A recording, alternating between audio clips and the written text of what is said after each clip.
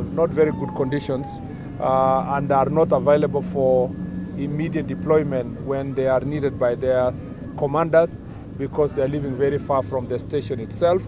And so in 2 and at most 3 months, working with the Ministry of Housing, we will come and commence the process of building houses, and that process should give us the houses within 1 year. We should be able by December to have new houses for our officers here in Naivasha. The third issue we came to do the progress of the road project here for Rironi-Mau Summit road that is going to be dual. This road is extremely important for the Republic of Kenya. It's part of the projects that His Excellency the President has emphasized as one way of taking this country to a first world status, and therefore it does not, we cannot leave the responsibility to only one ministry, the Ministry for Roads and Transport. We have a responsibility also from our security sector to ensure that we facilitate seamless movement of persons along the roads. Despite the inconvenience that they are facing, we would like to make sure that that inconvenience is minimized.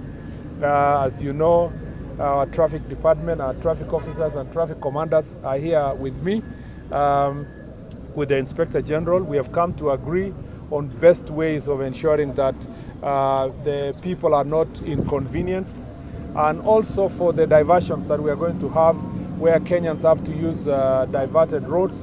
We want to make sure that security is provided to ensure that people are safe, even as they use alternative routes that are going to be provided as the construction goes on.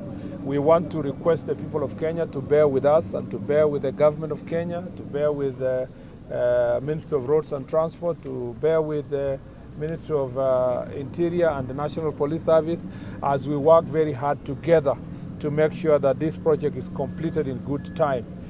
We know that and we believe that as promised by His Excellency the President, next year June, June 1st, we will come and drive along this road. And you never know, it might even be earlier in some sections of this road. We have confidence that the contractors who are here and working with the engineers of the Ministry of Roads and Transport, together with the Cabinet Secretary and the team in that ministry, are going to do a very good job. And therefore, as a supporting cast in this massive project on the road to Singapore, the road to the first world, we are coming to play our small role to make sure that Kenyans are not inconvenienced, and even when they are inconvenienced, that inconvenience is minimized. As you know, a critical partner in these national government projects is the county government of Nakuru.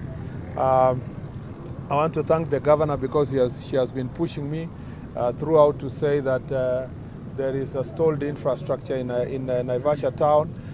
She has also been pushing me to come here to look at the police housing because in her county tours, one of the times 2-3 months ago, she called to say that she didn't like the conditions that our police officers were living in, and we agree with her and we appreciate the partnership we have with county government, and I'm happy that the governor is here with us.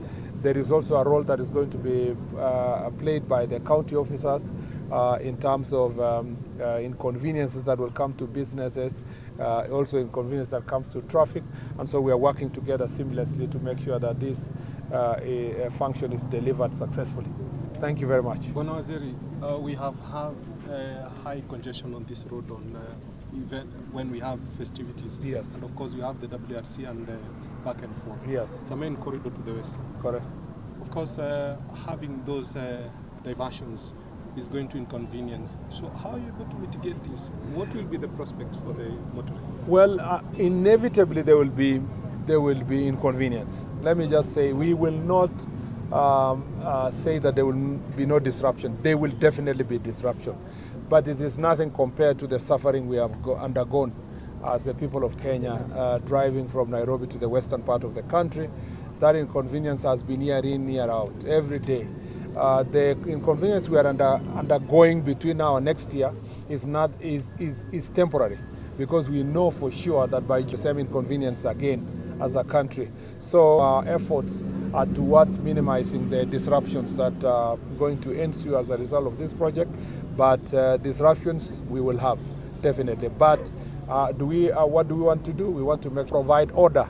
Part of the problem is that there will be many people overlap, thinking that they are going to help themselves. The IG is working on deploying enough police officers on the signed a pact, and part of it, you want to create a special police for Nairobi to help cabin security. Yeah. How will that work? Maybe you can explain to us when it's supposed to be formed and how it's supposed to work. And then subdivided Nairobi to 3 regions. And what the president was saying is for us to look at how other metropolis work all over the world, in London, in other progressive cities. And we don't want to benchmark with small or fellow developing countries. Now we want to benchmark on where we are going, which is first world. We want to look at how do you reorganize metropolis and how do you provide their security? What are the additional security equipments, additional security infrastructure, including cameras that are supposed to be used in the city? What kind of vehicles are required in a city police? And that what we will do in Nairobi will become the prototype that we will apply now in all the other 4 cities in the country and other upcoming urban areas. So these, we are going to have to work on a very serious paper that looks at comparative analysis and studies of what has happened in other countries. Thankfully, there are other researches that have been done before. We are going to just review and then look at how we will provide a unique policing system within the Nairobi metropolis. And once we are done, then we can take that to Nakuru, Kisumu, Mombasa and Eldoret, and then other upcoming metropolis, so that we recognize that the challenges that police officers face in the city are unique and require a certain level of cooperation. In fact, part of our plans is to make sure that we incorporate the business community in the city, generally because we want to ensure that their CCTV systems are interoperable with the police ones, so that it is quick to carry out investigations when we have issues. Remember that we are also working on revamping the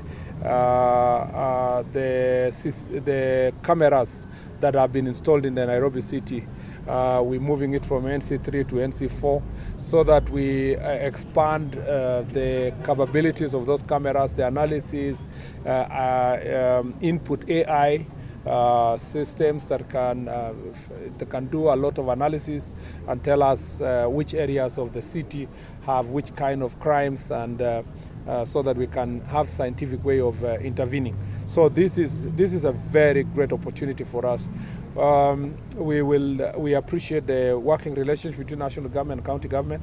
I must admit that I am excited as a former senator to see that the Urban Areas and Cities Act and the Intergovernmental Relations Act and the Devolution Act is being put into use by enhancing the better working relationship between national and county government. And for those, I see some people are faulting the county government of Nairobi for engaging in this agreement. I think that argument is absolutely erroneous. Those who are faulting Governor Sakaja and the county government have not read the law.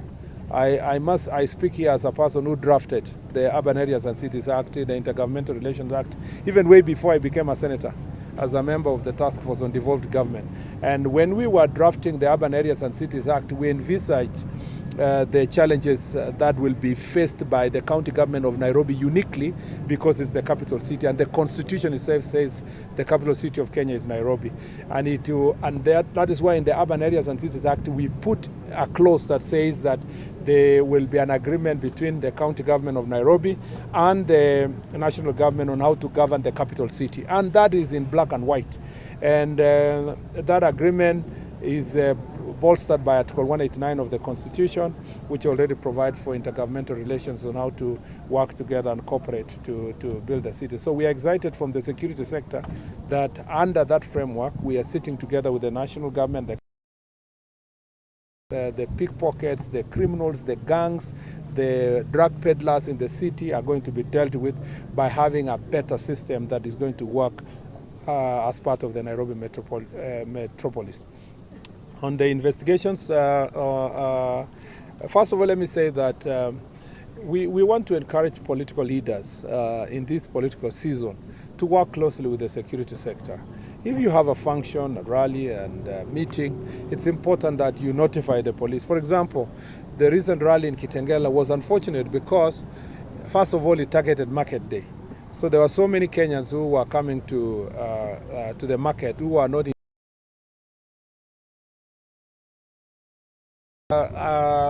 business activities were unfortunately inconvenienced by the political activities that happened that day. If they had chosen another day, which was not a market day, perhaps many police officers in good time. That also was unfortunate that the report was not given to the police officers so they can provide security. And finally, this idea of carrying goons, like the case we saw, people carrying goons from Nairobi, mobilizing them from Machakos to take them to a rally. Why don't you just go and address the rally? Why don't you go and address the people of that area? Why take it to Kitengela if you have to carry people from Nairobi to go and address them? And then you carry them to go and cause chaos and violence. This idea of moving Kenyans and to justice, we're going to court. Asante sana. So I think we leave